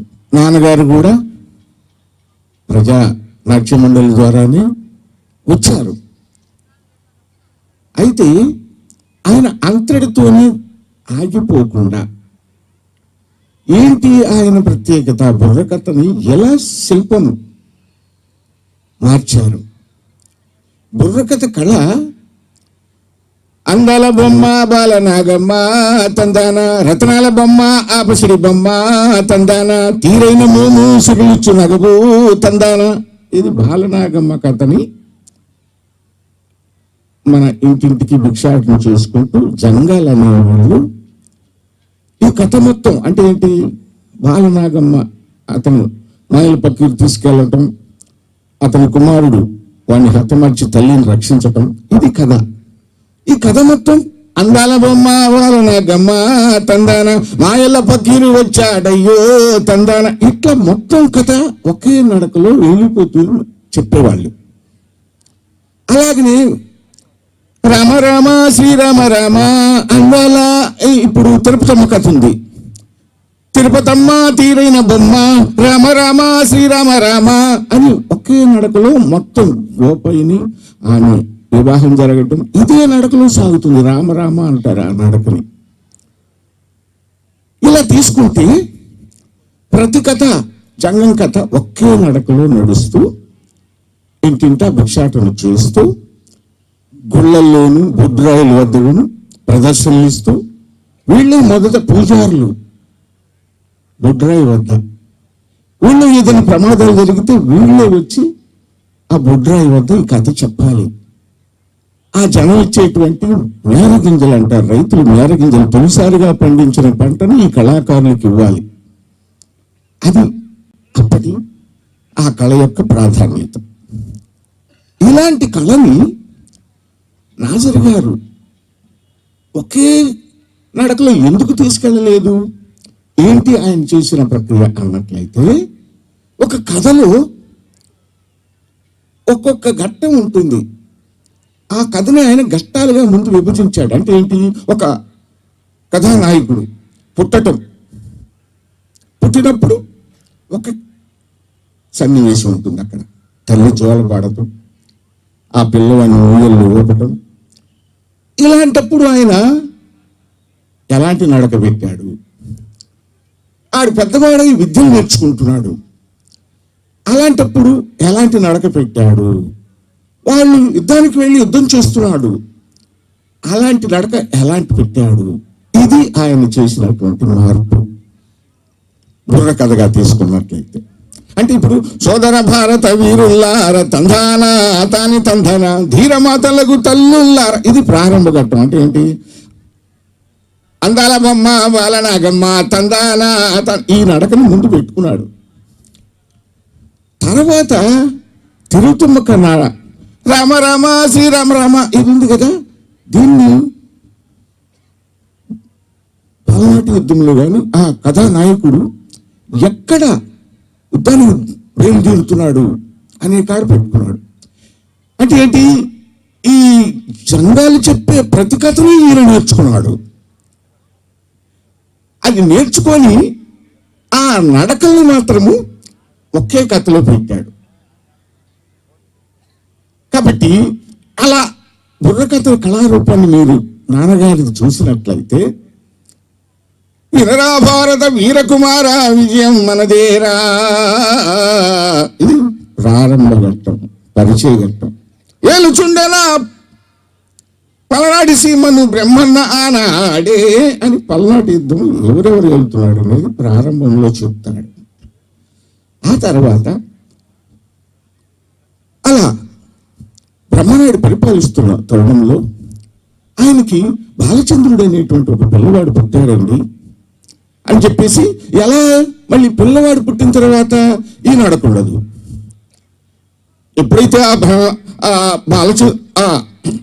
బాలచంద్రుడు జన్మించాడు, కనక తప్పెటలు గనగన మోగాయా తంధానా తంధానా దేవనందనాన కన్న తల్లి కళ్ళల్లో మెరిసినాడే తంధానా కన్న తండ్రి కౌగిట్లో మురిసినాడా ప్రేమలూరగా జోలబాడనమ్మా జో హాయి జో జో హాయి ఏడవకు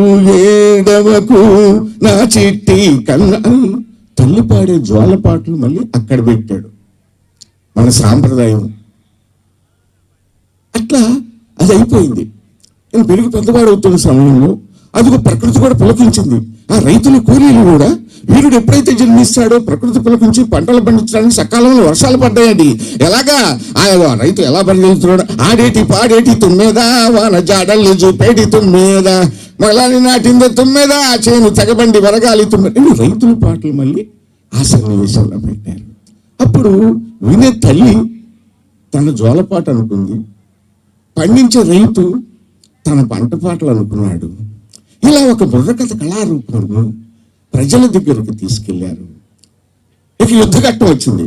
యుద్ధఘట్టానికి ఎలాంటి నడక పెట్టాడు, అదిగో ఆ నాగమ్మ శ్రీ చైతన్యం అని ఇప్పుడు అనుకుంటున్నారు మీరందరూ.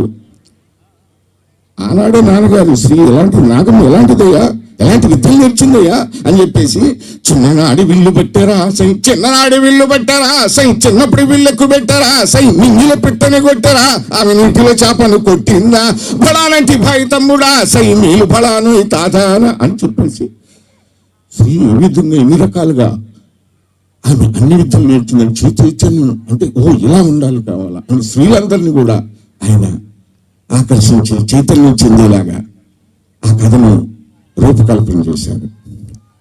ఒకసారి మా ఇంటికి ఇలానే భిక్షాటం చేస్తూ జంగాలు వచ్చారు.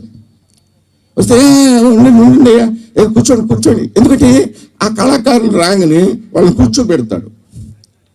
కూర్చోబెట్టి ఆయనకున్న శాలువాలు అడుగుతారు వాళ్ళే, ఏమంటే మీ శాలువాలు ఏదన్నా ఉంటే అయితే శాలువాలు కూడా ఒకటి వేసి ఆ జేబుల్లో ఆ డబ్బులు తీసుకొని అది మీరు ఆ పాట అది ఏదో అన్నగారు మన వీళ్ళు ఎవరు కాటికాపర్లు,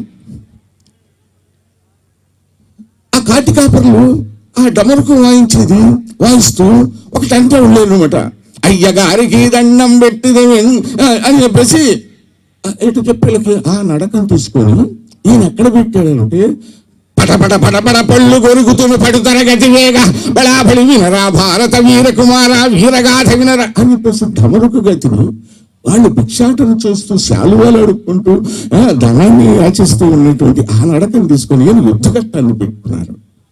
కాబట్టి ఒక కళారూపం పండితుల చేత పామరుల చేత ఆకర్షించే విధంగా చేయటం అనేది ఒక పద్మశ్రీ నాజర్ గారికి చేతనైంది. చేస్తే శాస్త్రీయమన్నా చేస్తున్నారు, లేకపోతే జానపదంలో ప్రజల పక్కన నిలబడుతున్నారు తప్ప ఇప్పటి కళాకారులు ఎవరు కూడా అటు పండితులను ఇటు పామరులను ఆకర్షించే విధంగా ఒక కళారూపాన్ని తీర్చిదిద్దలేకపోతున్నారు. ఎందుకంటే అది సాధ్యపడదు అందరికీ. ఇంకొక విషయం చెప్తాను, చెక్కు టైం తీసుకుంటున్నాను. ఇంకొక విషయం ఏంటంటే నాన్నగారు ఆయన నేను కొన్ని విషయాలు అడుగుతూ ఉండేది. ఆయన పెద్ద విషయాన్ని కూడా ఒక ఇంత పుస్తకంలో ఉన్న విషయాన్ని ఒక మాటలో కూడా చెప్పేవాడు నాతో. ఎందుకని నాకు అప్పుడు ఇంకా బుర్రకథలోకి ఆయనతో ఎవరన్నా ఎగ్గొట్టారనుకోండి పక్కన ఎగ్గొట్టినప్పుడు నన్ను పిలిచాడు, అరే బాబుజీ వాడు ఎగ్గొట్టాడు ఇవాళ నువ్వన్నా నిలబడు నేను చూసుకుంటాను మిగతాది అనేవాడు. అలా నేను వెళ్తూ ఉండేవాడిని. మొదట వెళ్తూ ఉంటే ఇలా ఒక 100 మంది 200 మంది ఉన్నట్టు కాడ ఎలా పెద్ద హనుమంతరాయ పెద్ద సభల్లో వేల మంది జనం వచ్చేటప్పుడు ఎలాగైతే చెప్పేవాడో ఇలా తక్కువ మంది జనంలో ఉన్నప్పుడు కూడా అలాగనే చెప్పేవాడు. అలాగనే డ్రెస్ తీసి ఇట్లా పెడితే చెమటలు వచ్చాయి. నేను అవన్నీ గమనిస్తూ ఉండేవాడిని. గమనించక రోజులు అడిగేవాడిని. ఎందుకంటే ఆయన ప్రతి సందర్భంలో ఒక సన్నివేశం వచ్చిందంటే, రైతుల దగ్గరకు వచ్చిందంటే కార్ల్ మార్క్స్ సిద్ధాంతాన్ని ఇలాంటి కొన్ని జోడించేవాడు. అలాగనే యుద్ధఘట్టం వచ్చిందనుకోండి, అక్కడ సోవియట్ రష్యాకు సంబంధించినటువంటి కొన్ని సిద్ధాంతాలను ఆయన చెప్పేవాడు. ఎందుకు ఇవన్నీ చెప్తాడంటే బుర్రకథ కళారూపం అనేది ఎలా ఆయన డిజైన్ చేశారు అనేది చెప్పాలనుకుని ఇవన్నీ మీకు చెప్తున్నాను అనమాట. అయితే అసలు కమ్యూనిస్ట్ అంటే ఏంటి నాన్న, ఏంటి అసలు కమ్యూనిస్ట్ అంటే, వాళ్ళకి ఇప్పుడున్న వాళ్ళకి తేడా ఏంటి అని నేను అడిగా. అప్పుడు ఆయన ఒక్కటే మాట చెప్పాను నాతో, ఏముందిరా ఇప్పుడు నువ్వేం చూస్తున్నావు, పెట్టుబడిదారుల గురించి రైతుల్ని కార్మికుల్ని పరిపాలిస్తున్నారు. అదే కమ్యూనిస్ట్ వస్తే ఈ పెట్టుబడిదారులు అలాగే కార్మికులు కర్షకులు ఆ రాజ్యాలు వెళ్తారు, వీళ్ళు కూడా వాళ్ళతో పాటు పనులు చేస్తారు. ఇదే కమ్యూనిజం. అంటే ఒక పుస్తకం చదివేటానికి నాలెడ్జిని ఒక్క మాటలో చెప్పి నాకు ఇదా అని చెప్పేసి అనుకున్నాను అనమాట. ఇలా చెప్పుకుంటూ పోతే నాన్నగారికి నాకు చాలా డిస్కషన్స్ అడిగాయి. అలాగా ఒక కళారూపాన్ని, బుర్రకథ కళారూపాన్ని ఒకసారి ఏం చేశారంటే ఆయన బాగా వృద్ధాప్యంకి వచ్చేసారు. నేనే ఇక భుజాన్ని పెడుతూ కథలు ప్రాణనాటి యుద్ధం ఒక్కటే ఆయన దగ్గర, బొబ్బిలి యుద్ధం అవి రెండు నేర్చుకున్నాను, చెప్తూ ఉండేవాడిని. అయితే ఒకరోజు మీలాంటి పెద్దలు ఏం చేశారంటే ఆయనకు సన్మానం పెట్టి ఆయన ముందు నా బుర్రకథ పెట్టారు. అక్కడ నేను కొంచెం ఇబ్బంది పడాల్సి వచ్చింది. ఎందుకని ఆయన ముందు నేను కథ చెప్పాలి.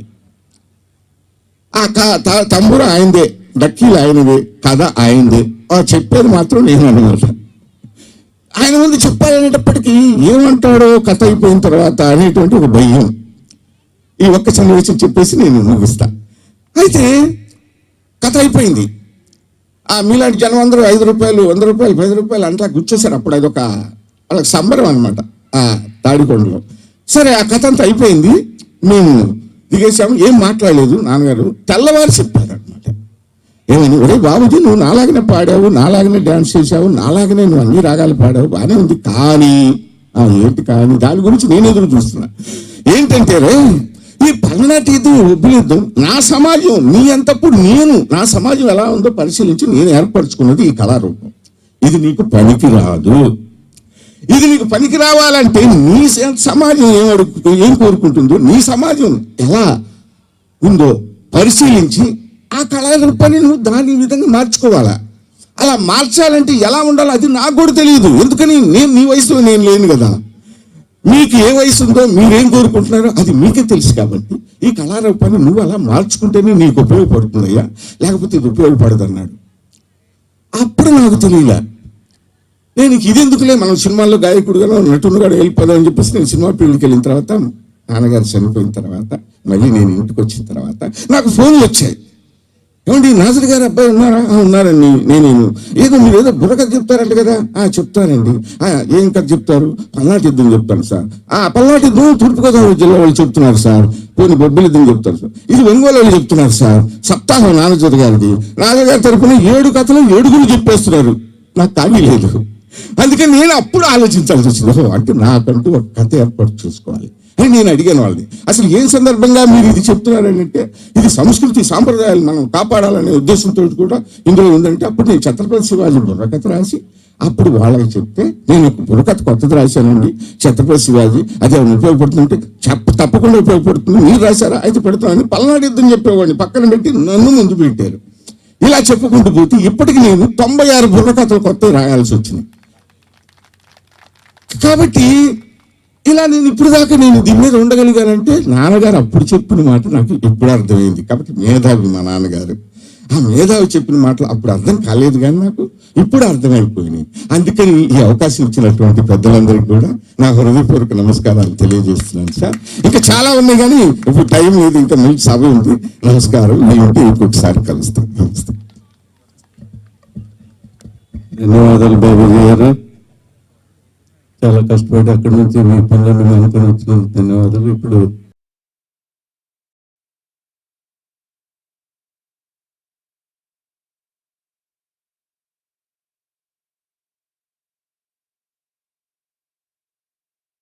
అద్భుతమైనటువంటి ఒక సాంస్కృతిక యోధుని గురించి గొప్పగా ఆవిష్కరించారు. చివరగా నాజర్ గారి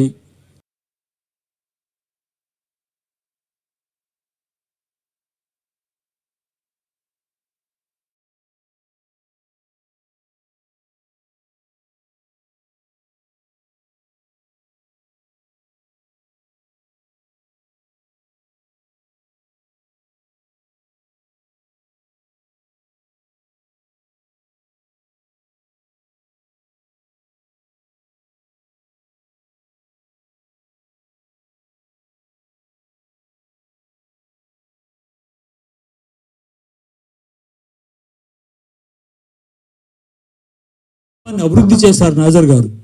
ఆ ప్రక్రియలో అనేక మార్పులు తీసుకొచ్చారు. అద్భుతమైన జనరంజకంగా మార్చారు. అదొక భాగమైతే ఆ బుర్రకథ మూలాన్ని అన్వేషించారు. ఒక పరిశోధకుడుగా, నిజంగా మేధావిగా ఒక పుస్తకం, ఇప్పుడు మేము రచనలు సేకరిస్తున్న క్రమంలో ఆయన పుస్తకం ఒకటి దొరికింది. జాతి జీవితం కళా పరిణామం దాని పేరు. గతి తార్కిక భౌతికవాద దృష్టితో జానపద సాహిత్యాన్ని, యక్షగానాల్ని, కళల్ని అద్భుతంగా మానవ జీవితానికి అన్వయిస్తూ అనేక రేఖాచిత్రాలతో అద్భుతంగా రాశారు. సుమారుగా 300 పేజీల గ్రంథం అది. నిజంగా అది ఒక సిద్ధాంత గ్రంథం లాగా దానికి మించి ఉంటుంది. దాన్ని నిజంగా ఈ ఆధునిక పరిశోధకులు ఎవరైనా సరే జానపద సాహిత్యం మీద పరిశోధన చేసేవాళ్ళు దానికి చాలా విలువ ఉంది. ఆ పుస్తకాన్ని పరిశోధిస్తే ఇంకా అనేక విషయాలు, మూలాలు, ఈ కళారూపాలకి నిజంగా అసలైనటువంటి ప్రజలకు సంబంధించిన కళలు, సంస్కృతి ఎలాగ ఉద్భవిస్తాయనే దానికి అనేక అంశాలను ఆ పుస్తకం నుంచి తీయొచ్చు. అలాంటి మేధావి నాజర్ గారు కేవలం కళని ప్రదర్శించడం వరకే పరిమితం కాలేదు, ఆ కళని అభివృద్ధి చేయడానికి, ప్రాచుర్యం తీసుకురావడానికి ఆయన పద్మశ్రీ స్థాయికి వెళ్ళారంటే దాని వెనకాల చాలా చాలా గొప్ప కృషి నాజర్ గారు చేశారు. నాజర్ గారి సాహిత్యం అంతా కూడా మరింతగా ఇవన్నీ ఒక ఎత్తు అయితే, ఒక కళని ప్రజా చైతన్యం కోసం, సామాజిక చైతన్యం కోసం, ప్రజల్లో సమాజంలో మార్పు తీసుకురావడం కోసం ఉపయోగించడం అనేది ఒక అంకిత భావంతో డెడికేటెడ్గా పనిచేసేటువంటి గొప్ప సాంస్కృతిక యోధుడు నాజర్ గారు. ఆ వారసత్వాన్ని మనం అందరికీ, ఈనాటి సమాజానికి, ఈనాటి తరానికి మనం ఖచ్చితంగా పరిచయం చేయాల్సి ఉంది. ఎందుకంటే ఈరోజు అభివృద్ధి పేరుతో గొప్ప సంక్షోభం ఒక పక్క, మరో పక్క అభివృద్ధి పేరుతో మెరుపులు కనపడుతూ ఉన్నాయి. కానీ సామాజిక అశాంతి, అసమానతలు, ఆర్థిక అసమతి ఇవన్నీ పెరిగిపోయిన క్రమంలో నిజంగా కళల ద్వారా ఒక సాంస్కృతిక చైతన్యం యొక్క అవసరం ఈ రోజు ఉంది. అందుకనే సాహితీ స్రవంతి, ప్రజాశక్తి, బుక్ హౌస్ కానీ, విశాలాంధ్ర కానీ, అనేక అరసం లాంటి అనేక సంస్థలందరం కలిసి కొన్ని సాంస్కృతిక కార్యక్రమాలను పెద్ద ఎత్తున ఇటీవల కాలంలో చేస్తున్నాము. వేమన గురించి కానీ, కందుకూరి విలేశం గురించి కానీ, అలాగే గోరా గారి గురించి కానీ, జాషో గారి గురించి, గురజాడ అప్పారావు గారి గురించి అనేక కార్యక్రమాలు పెద్ద ఎత్తున చేయడం జరుగుతుంది. దాంట్లో భాగంగా ఈ నాజర్ గారి కార్యక్రమాన్ని కూడా విస్తృతంగా చేసే ప్రజా చైతన్యం కోసం దీన్ని ముందుకు తీసుకెళ్ళడానికి ప్రయత్నం చేస్తున్నాము. మీ అందరూ కూడా దానికి సహకరించాలని, అలాగే ఈ రచన త్వరలోనే ఈ కార్యక్రమాలను రూపొందిస్తామని చెప్పేసి తెలియజేస్తూ, ఈ మంచి అవకాశాన్ని కల్పించినందుకు, ముఖ్యంగా ఈ యొక్క కార్యక్రమాన్ని నిర్వహిస్తున్నందుకు విజయవాడ 35వ విజయవాడ బుక్ ఫెస్టివల్ సొసైటీ వారికి మరీ నేను అభినందనలు తెలియజేస్తూ సెలవు మిత్రులారా. Thank you.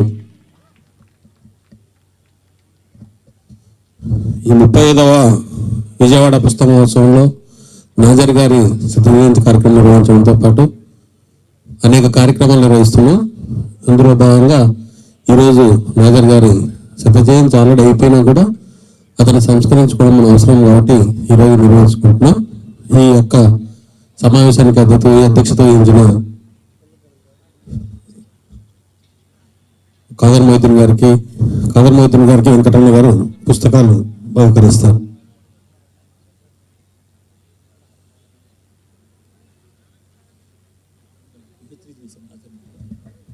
అంగడాల వెంకటరమణమూర్తి గారు నాజర్ గారి మీద పిహెచ్డి చేశారు.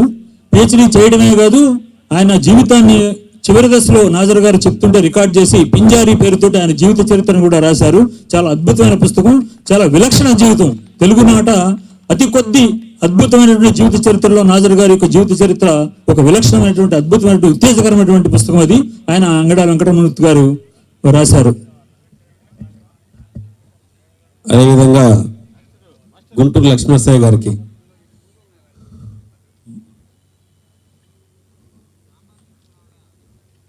భరద్వాజ గారికి కూడా,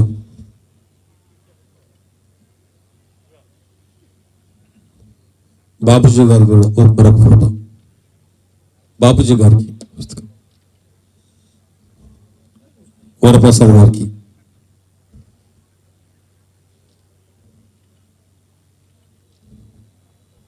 వరప్రసాద్ గారికి అందరికి ధన్యవాదాలు తెలియజేస్తూ ఈ సమావేశాన్ని ఇంతటితో ముగిస్తున్నాను.